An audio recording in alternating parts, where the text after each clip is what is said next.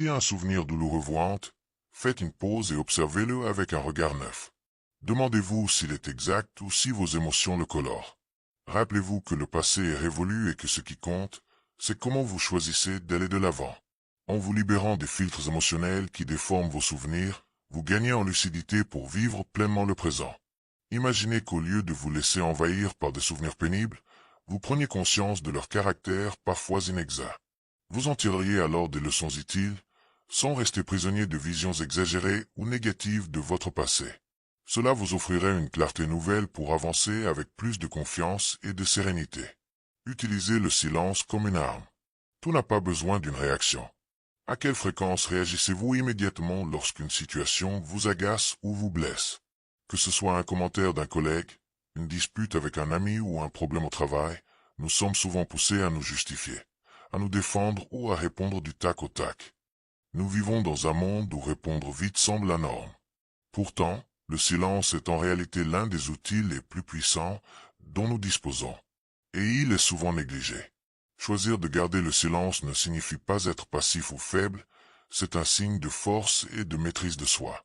Les stoïciens, et particulièrement Marc Aurèle, considéraient que réagir sur un coup de colère ou d'orgueil est un signe de vulnérabilité. La personne sage, selon eux, est celle qui reste calme et posée, quelles que soient les circonstances extérieures.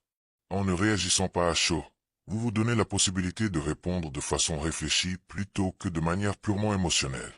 Dans bien des cas, répondre immédiatement ne fait qu'entretenir la discorde ou amplifier la négativité. Lorsque quelqu'un vous provoque ou que vous traversez une situation frustrante, vous défendre ou riposter peut facilement dégénérer en confrontation inutile, vous laissant fatigué et stressé.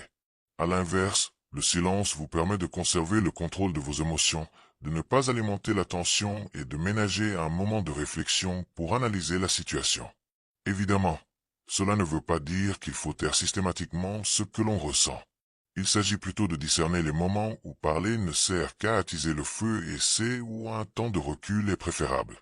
Ce silence laisse l'espace nécessaire à la réflexion, évite des paroles prononcées sous le coup de l'énervement et permet ensuite de s'exprimer avec plus de sérénité et d'impact. Alors, comment mettre en pratique la force du silence?